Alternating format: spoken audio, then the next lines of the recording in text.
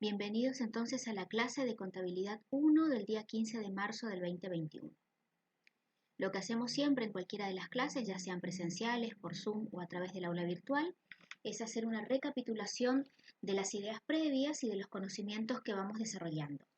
Recordando entonces siempre de hacer una lectura reflexiva, un repaso de los contenidos que nos van a ir orientando en la resolución tanto de la guía teórica como de los prácticos. En este sentido, ustedes van a ir viendo en esta filmina y en la siguiente conceptos generales. Nosotros sabemos que hemos reconocido los conceptos iniciales de empresa como una unidad económica que posee bienes o bien recursos. Hemos visto que estos recursos se pueden diferenciar desde dos criterios principales, desde la permanencia y desde la fuente, y que estos recursos van a estar incorporados a los ciclos operativos, que estos ciclos operativos van a depender básicamente de estas funciones básicas y de las actividades que se desarrollen dentro de este medio socioeconómico. Cuando hablamos de ciclos operativos, básicamente desde el punto de vista de la contabilidad, vamos a hablar de este concepto general de patrimonio. Y entonces vamos a reconocer que dentro de este concepto general de patrimonio y dentro de las funciones del organizador en general, aparece la importancia del control. El control es una de las funciones que tiene todo administrador. Específicamente hablamos de un control de carácter patrimonial y un control de carácter de gestión. Estos controles están totalmente ligados entre sí, contribuyen, ¿no es cierto?, al sistema interno de comunicación. Cuando este sistema de comunicación está fortalecido y se va insertando en el concepto general de organización y de empresa, podemos iniciar el análisis de este concepto de contabilidad. Siempre decimos que la contabilidad es una disciplina técnica y en este sentido esta disciplina técnica va a formar un todo o un sistema con el sistema de información y con los demás subsistemas que forman parte de la organización. Continuando entonces con el análisis, desde la mirada de la contabilidad como disciplina técnica y desde este concepto de control patrimonial y de control de gestión, vemos que la información que hay en toda empresa u organización proviene de diferentes sectores. Estos sectores están formados por recursos materiales y recursos humanos y que van formando de alguna manera un proceso. Este proceso es un conjunto de pasos que desde la contabilidad hablamos de un proceso contable. Hemos dicho que el proceso contable se inicia con el hecho económico y que culmina con la emisión de la información. Recuerden la definición de contabilidad en donde decíamos que la contabilidad deberá dar información útil para la empresa y para terceros. En este sentido, la contabilidad se va a estructurar a través de la suerte de estructura patrimonial, en donde nosotros vamos a analizar cuáles son los componentes de esta estructura patrimonial, desde el activo, pasivo, el patrimonio neto, y cuál es la incidencia dentro del patrimonio neto de ciertos conceptos muy particulares. Ustedes pudieron ver en la RT 16 como ingresos, egresos, ganancias y pérdidas, diferenciando cada uno de estos elementos como aquellos que de alguna manera cambian cuantitativamente o cualitativamente el patrimonio neto. Ahora, en este contexto de ingresos, egresos, ganancias y pérdidas, lo que tenemos que hacer es poder identificar cuáles son las operaciones. Estas operaciones se van a identificar a través de las fuentes de información. Estas fuentes de información que nosotros nombramos va a estar conformada por diferentes instrumentos, públicos o privados, documentos comerciales y papeles de trabajo. Estos documentos comerciales los vamos a desarrollar en siguientes clases, dando detalle de cada uno de ellos y de las características generales y particulares. Ahora, una vez que tenemos la información, tenemos el hecho económico identificado a través de las fuentes de la información, vamos a empezar a analizar cuál es el concepto más importante de la contabilidad, que va a ser llevar información o registrar información. Ese registro de información va a ser de carácter sistemático, que también lo vamos a desarrollar a través de este concepto general que es la partida doble. Ubicándonos ahora en el planteo número 4 del práctico número 1, Vemos entonces primero cuál es la definición de contabilidad. Decimos entonces que volvemos a los textos que nosotros conocemos y las definiciones tradicionales de contabilidad, en donde nosotros identificamos como elementos de esta definición que la contabilidad es una disciplina técnica. Básicamente brinda información referida al patrimonio de un ente, que esa información tiene un carácter especial, específico, que después vamos a ver cuáles son las características de la información contable, y que esta información que se brinda debe ser útil para la toma de decisiones, no solamente para la empresa, sino también para los terceros. En este contexto inicial, vamos al punto número 2, en donde tenemos una serie de afirmaciones. Estas afirmaciones debemos decir si son correctas o no. Recordemos entonces que una afirmación es correcta o no lo es en su totalidad. Podemos entonces justificar cada una de estas afirmaciones. La primera de las afirmaciones dice que la contabilidad produce toda la información que es necesaria para la toma de buenas decisiones. ¿Qué podemos diferenciar en esta afirmación? En principio, que la contabilidad no es la única disciplina técnica que brinda información en la empresa. Por lo tanto, no produce toda la información. Produce parte de la información, la que le corresponde al sector contable. También podemos decir que esta información nos va a dar lugar a nosotros a tomar decisiones que después más adelante diremos si son buenas o malas. Todo va a depender de qué. Va a depender de el carácter, la experiencia y la interpretación que tenga la organización de esa información. Por lo tanto, esta primera afirmación es no correcta, o si ustedes lo quieren decir, es falsa. Vamos con la segunda información. En este caso dice constituye información contable y nos da una enumeración de elementos. La fecha del lanzamiento de un producto, las horas en que estuvo sin funcionar una máquina, la participación de nuestra empresa en el mercado, el nombre del gerente. Si nosotros tomamos todos estos elementos como una afirmación correcta, llegamos a la conclusión de que la misma es no correcta, es falsa. ¿Por qué?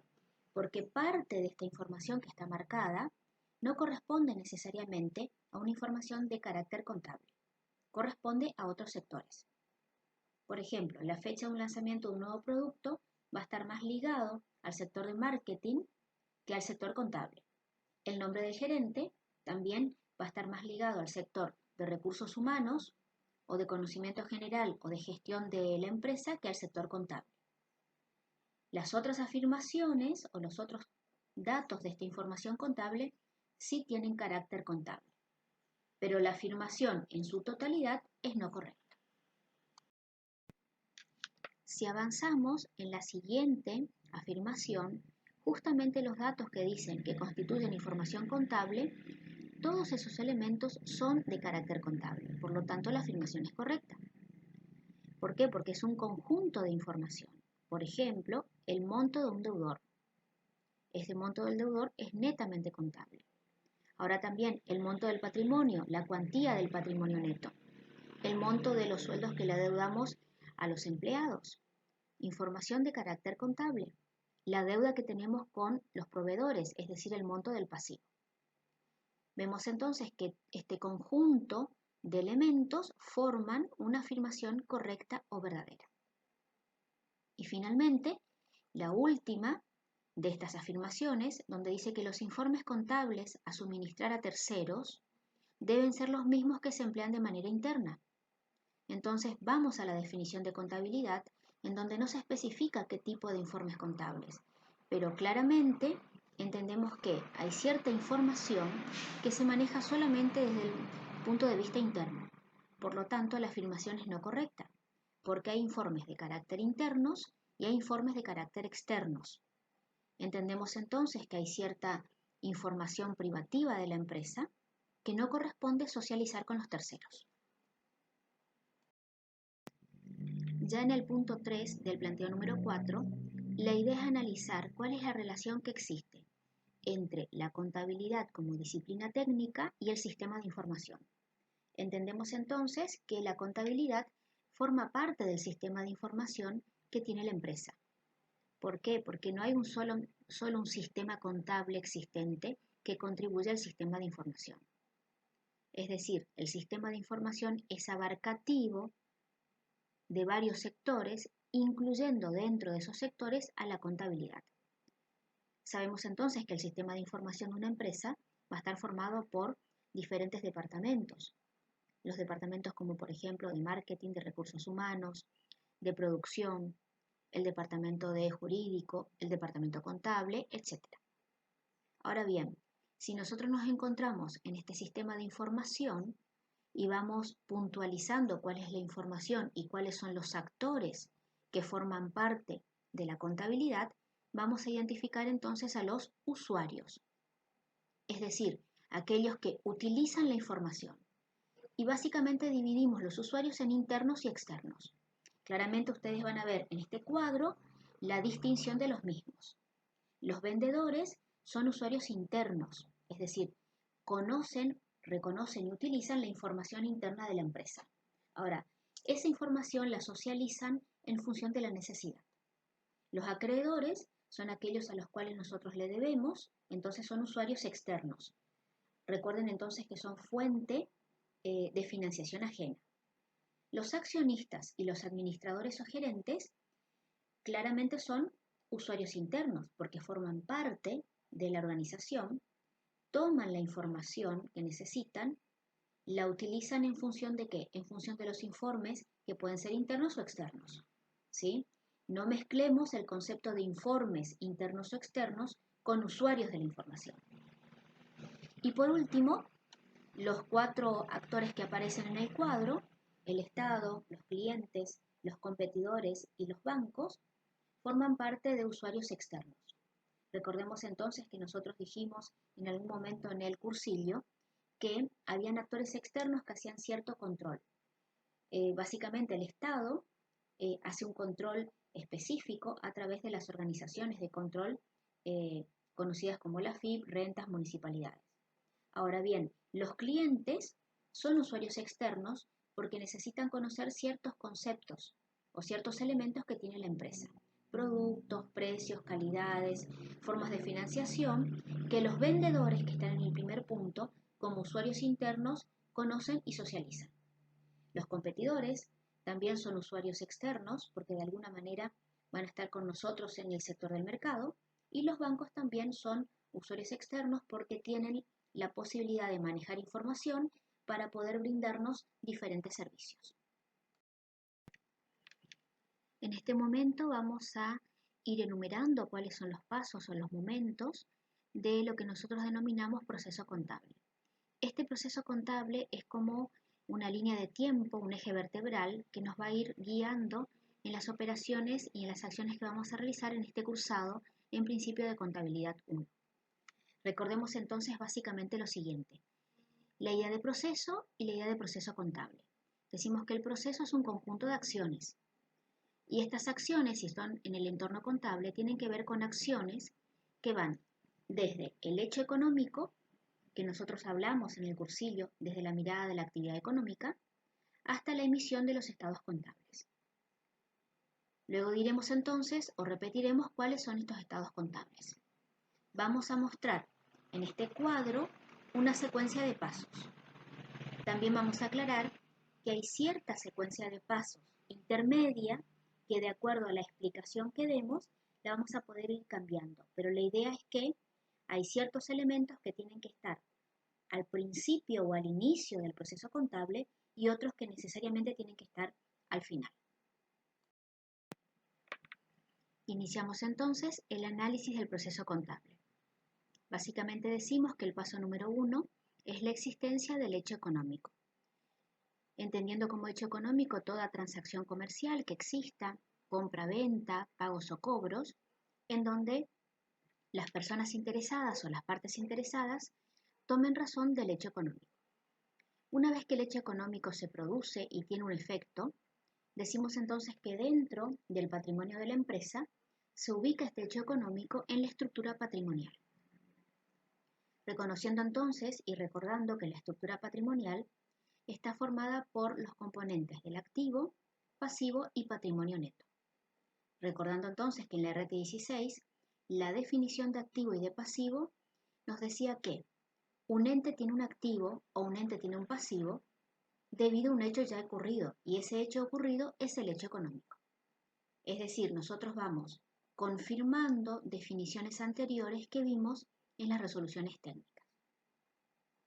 El hecho económico, paso número 1, ocurre y tiene su efecto en la estructura patrimonial, paso número 2.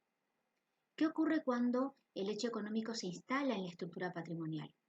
Puede producir cambios, paso número 3. Estos cambios se denominan desde el punto de vista contable variaciones patrimoniales. Nosotros las variaciones patrimoniales las clasificamos desde 3 puntos de vista. Variaciones permutativas y modificativas por un lado, después transaccionales y no transaccionales en segundo término, o bien de perfeccionamiento continuo o inmediato. Una vez que verificamos estas variaciones patrimoniales, es porque el hecho económico ocurrió, la contabilidad necesita de alguna manera escribir o anotar estas variaciones. Y lo va a hacer a través del punto número 4, en donde nosotros indicamos de manera general este concepto de registración. Este concepto de registración va a ser específico, sistemático, cronológico, con ciertas características y normativas que se relacionan con la contabilidad. En este sentido, la registración se lleva a cabo en la contabilidad a través de este mecanismo internacional o universal que se denomina partida doble. Este sistema de registración universal de partida doble va a tener normas específicas o principios específicos, que los vamos a ir desarrollando a medida que avance la materia. Para que la partida doble, punto número 5, pueda llevarse a cabo, la contabilidad se vale de ciertas herramientas o recursos que corresponden a conceptos generales. El concepto de cuentas, es decir, la contabilidad utiliza un conjunto de anotaciones referidas a un mismo objeto, definición de cuentas, y estas cuentas, que van a tener una clasificación y una característica especial de acuerdo al componente patrimonial o de resultados que fuera, van a estar ordenadas de manera específica o enumeradas a través de un plan de cuentas. Punto número 7. ¿Qué es el plan de cuentas entonces? Es la enumeración de las cuentas que utiliza una empresa con cierto criterio, esa enumeración con un criterio alfabético, numérico o alfanumérico. También lo vamos a explicar, pero ustedes tienen en el material de cursillo un ejemplo muy práctico de plan de cuentas. Ahora, el plan de cuentas enumera las cuentas. Ahora hace falta reconocer y analizar estas cuentas que contienen. Entonces vamos al punto número 8. La contabilidad se vale, igual que la administración, de un manual. En este caso, un manual de cuentas. En el manual de cuentas van a estar detalladas cada una de las cuentas utilizadas y cuál es el movimiento de las cuentas. En un manual básicamente se analiza la cuenta, que significa responder ciertas preguntas. ¿Qué tipo de cuenta es? ¿Qué saldo tiene esa cuenta? ¿Qué dato final, digamos? ¿Cuándo se debita y cuándo se acredita? Esto forma parte de la partida doble. ¿Y qué representa el saldo de esa cuenta? Vamos a ir analizando todos estos puntos más adelante. Llegamos entonces al manual de cuentas, el punto número 8. ¿Cómo avanzamos? Decimos que esta registración de partida doble se lleva adelante a través de libros y nombramos generalmente los libros de comercio. Nosotros vamos a ver más adelante cuáles son los libros obligatorios y los libros que son secundarios, pero que de acuerdo a cierta normativa terminan siendo casi obligatorios u obligatorios. En este sentido vamos a nombrar dos únicamente por ahora, que son el libro diario, que es de registración permanente, y después el libro mayor, paso número 10 y paso número 11. No me detengo en la explicación de los libros porque lo vamos a hacer cuando veamos registración. Cuando nosotros registramos o anotamos en los libros correspondientes, en el diario y en el mayor, ¿qué es lo que va a ocurrir? Vamos a poder ir armando una suerte de resumen que para la contabilidad se llama balance de sumas y saldos. Este balance de sumas y saldos va a tener después movimientos posteriores. ¿Por qué? Porque el solo hecho del transcurso del tiempo hace que los hechos económicos cambien o se puedan modificar. Entonces, el balance de sumas y saldos va a estar influenciado por determinadas tareas en donde yo voy a mejorar o voy a ajustar, tareas de ajuste. Estas tareas de ajuste, fíjense la etimología que sigue, me produce a mí un nuevo balance de saldos, pero en este caso saldos ajustados. Fíjense entonces, balance de sumas y saldos, las tareas de ajuste, balance de saldos ajustados. La lógica es contable y natural. Ahora bien, este balance de sumas y saldos ya ajustados me va a proporcionar una determinada información para que yo pueda armar los estados contables. Estos estados contables nosotros nombramos tímidamente en el cursillo y vamos a decir que lo van a ubicar después en la RT 8 y 9. Recuerden el audio anterior de la RT 8 y 9, estos estados contables básicos son por lo menos 4. El estado de situación patrimonial, el estado de resultados, el estado de evolución del patrimonio neto y el de flujo de efectivos. Estos estados tienen después información complementaria, notas y anexos. Ahora bien, toda esta información, hasta llegar a los estados contables, va a tener necesariamente un marco normativo. En este sentido, nosotros ubicamos como último paso de este proceso contable que mostramos ahora, son las normas profesionales. No solamente las normas profesionales generales, las resoluciones técnicas, también las normas profesionales que tienen que ver con cada uno de los organismos. Acuérdense también que tenemos que ver dentro de las normas, pensar en aquellas que son fuentes generales, como la Constitución Nacional, las constituciones provinciales, las leyes nacionales, provinciales y municipales. De esta manera explicamos brevemente el proceso contable que vamos a ir desarrollando durante el cursado.